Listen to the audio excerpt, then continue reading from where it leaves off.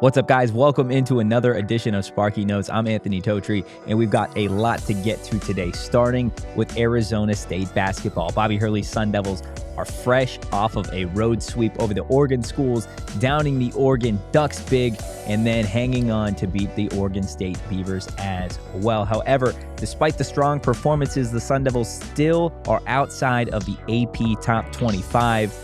There is some good news. Sun Devil basketball player Desmond Cambridge won Pac-12 Player of the Week this past week because he had himself a weekend. He went for a combined 42 points against Oregon and Oregon State. He figures to be a big part of what ASU has got cooking up here throughout the rest of conference play. Now, ASU can sneak into the AP Top 25 depending on what they do this week against the LA schools, starting against number 5 UCLA on Thursday and then unranked USC on Saturday. Now let's talk ASU softball because we're officially 1 month away from the season getting rolling for those girls out there. Now, there is still some turmoil to talk about as it relates to Arizona State softball.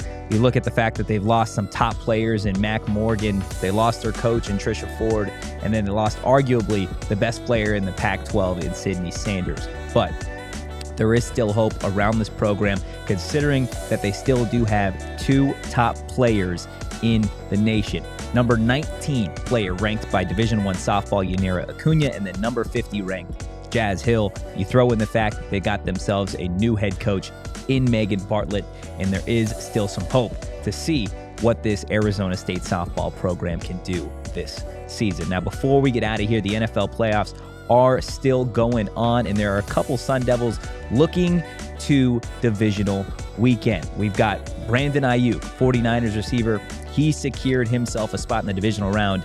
Next week, the 49ers are going to be playing the winner of tonight's game in the Tampa Bay Buccaneers or the Dallas Cowboys. And then you look at the New York Football Giants. They also have themselves a former Sun Devil and defensive tackle, DJ Davidson. Now, the final potential Sun Devil that could be playing in the NFL playoffs next week is none other than Tampa Bay Buccaneers running back Rachaad White. We'll see if the Bucs can beat the Dallas Cowboys tonight. And if they do, Arizona State will have 3 former Sun Devils playing in the divisional round of the NFL playoffs. That's going to do it for today's Sparky Notes. But for all your news and notes as it relates to Arizona State, go ahead and check out the PHNX Sun Devil Show.